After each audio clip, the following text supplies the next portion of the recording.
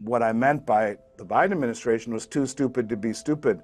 This administration, are they doing things in an effort to do something similar to what the previous administration has done to incentivize traders to move away so that we can have that reset, so that we can move to that next stage and point to the folks, the villains who pushed us there? And, you know, I'm not saying that's the case, but some of the actions you could argue by the previous or the current administration are silly in a greater context, in the respect that, you know, when you have the world reserve currency, you will always, always, always have a trade imbalance. That's Triffin's dilemma. The need for dollars globally is far greater than they can ever achieve just through trade. And so you have to export dollars. You have to have demand for dollars, which pushes the dollar up, and other currencies down, which makes manufacturing in those countries cheaper. That's why everything went that way to begin with. And so this is really the paradox: is are we better off having the reserve currency or not? Ask Vice President Vance, he'll tell you no. And so maybe, just maybe, that realization is coming into play that, well, we'll do things that will ultimately reshore the strategic manufacturing, which is a necessity. We have to do that, and it won't be pleasant. But do you want to do it and fall on the sword for our own mismanagement and terrible fiscal and monetary policy? Or are they doing these things like tariffs that are actually sanctions masquerading as tariffs, doing things like trying to balance the budget, trying to bring in Doge, who finds $90 billion of waste, but that's 38 hours of spending by the government. That's nothing. And yet we're going to have another $2.5 trillion deficit. It's like the third largest in I don't know how long. So the point of it is that our fiscal irresponsibility under this administration is growing. It's not falling. And so these things that we see, you have to question. And again, I'll go back to what I've said before. If you don't question, and I voted for President Trump, and I thank God he's here. I can only imagine how awful it would be under the Harris regime.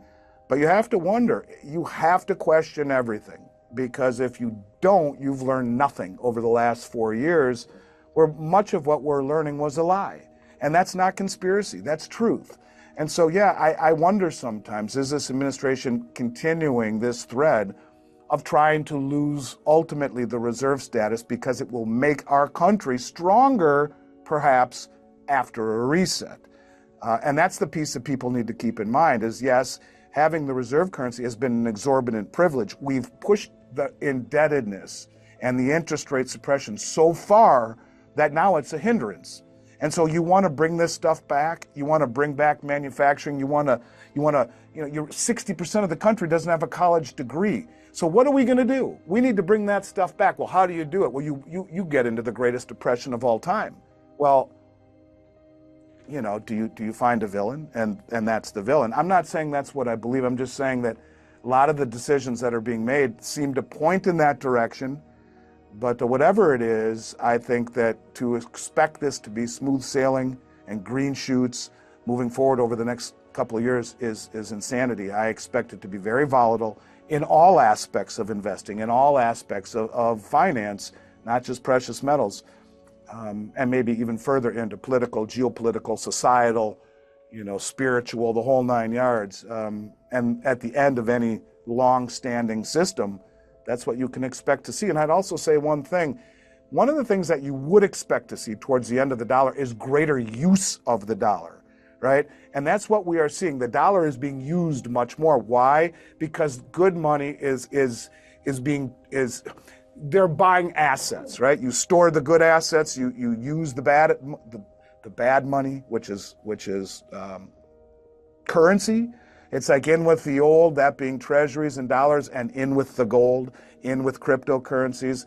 And that's what you're seeing, a lot of dollar use. But what is that dollar being used for? In my mind, at the highest level, it's being used to de-dollarize. And that's the confusing thing for people to understand.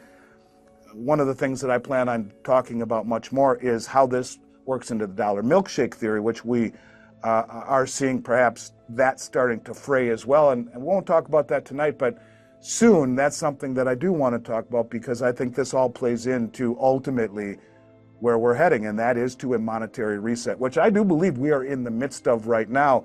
It's not that bang, it's the slow methodical, where the dollar goes out with a whimper, not a bang. And maybe that's where we're going right now. But yeah, the final chapter has not been written, not even close. Well, Italy and Germany are supposedly the second and third largest holders of gold in the world. And I think when you realize what Germany went through the first time, you're talking almost $250 billion worth combined, German and Italian gold. And why? Because it's a bigger symptom, or it's a symptom of a bigger problem, lack of trust. And that's the issue here, is that this is a trust-based system. When it was backed by gold, you didn't have to trust as much as you could redeem it for gold. That was the promise. Always return your dollars at a fixed rate of $35 an ounce if you were a foreign government. Well, at the end of World War II, after Europe had been ravaged by 2 world wars, it made sense to leave their gold here with the U.S. They would give us their gold, which was a non-interest bearing asset. We would pay them $35 per ounce. They could take that money, invest in our treasuries, earn a yield on it, and always exchange it back for $35 an ounce. That was a good system. The dollar was, in fact, as good as gold, and we had no inflation. And then we saw what happened since 1971. Gold was $35 an ounce at that point. It just touched 3,500 not too long ago. That's 100%. It's lost 99% of its value plus in my lifetime. I was born in 1970. Well, you add into it all of the issues regarding the current political environment, the lack of trust that was brought in, anointed in the seizing of $5 billion in Russian treasuries. It's not our job to be judge, jury, and executioner when you're talking about a global reserve currency and issuer. And the world doesn't trust us anymore, including our allies. G7 members, they don't trust us anymore. And that's exactly what this is all about. And you're right, there's been north of 40 countries that have brought their gold back from both the Bank of England and the New York Fed, which these were the 2 areas, the 2 venues that provided liquidity, Western rule of law, safety, and gave direct access to the LBMA and the Comex, the 2 fugazi, crooked, manipulated, and starting to show the issues of said manipulation through delivery requests. And I think they're like, yeah, maybe we should get while the getting is good. And we'll see how long it takes for them to return the gold this time. But quite frankly, I think they're late to doing this. And I think you would see more and more countries decide they would want to do the exact same thing. Quite frankly, I think anyone that would leave their gold at either place is silly and missing a bigger picture. Well, maybe before that happens, they change the rules. I don't know the answer to that question. In essence, the Hunt brothers should have. The environment that the Hunt brothers tried to expose and exploit is exactly what you see right now. Far more contracts than bars backing it. And they bought up all the contracts and stood for delivery. They changed the rules. They being the exchange, which is owned by the banks, which will protect themselves. The difference is the LBMA is not an exchange. It's an over-the-counter exchange. There isn't a central clearing authority. It's peer-to-peer in essence, me versus you. And if it breaks, there's no one there to step in per se, unless they get all of the members to do it. Whereas on Comex, it's a different thing. It's a different animal. They can just, in essence, create a force majeure, shut it down, say no more deliveries, or do what they did in London when you saw the nickel problem. They just invalidate everything. We're getting to the point where that will happen, where whether it's outright default, it'll appear the exact same thing, and it will be settled in a manner where you would say, well, this was done to avoid a default. And, I think that if we wait for that moment to happen, you can see that they're doing all they can right now to keep that from happening. We get to that point, yeah, if the Comex were to default, the entire precious metals complex breaks down. And I think that ultimately where you will see things change is you're beginning to see the development and the maturity of other exchanges in Dubai, in Shanghai. You'll see the BRICS development of the BRICS Metals Exchange. You'll see the Moscow Exchange.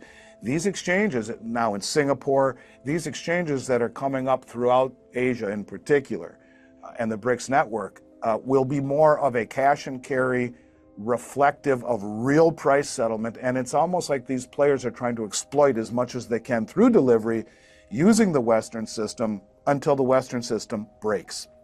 And whether it breaks by outright delivery default on one of the 2 exchanges is debatable, but I think in essence, whether we get to that point and see it or just realize it was inevitable before they came in and stepped in to protect themselves and changed the rules the way they did under the Hunt brothers, where they said you can be as short as you want, but only long a certain amount, like 1 million contracts or whatever it is. And then anything over that amount, they were forced to sell.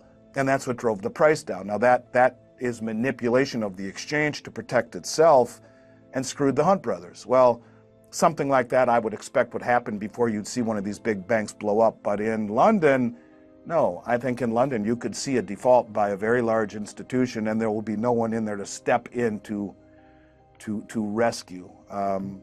It's a fair question. I can't really answer it definitively, but simply to say it seems like we're getting closer and closer to that moment.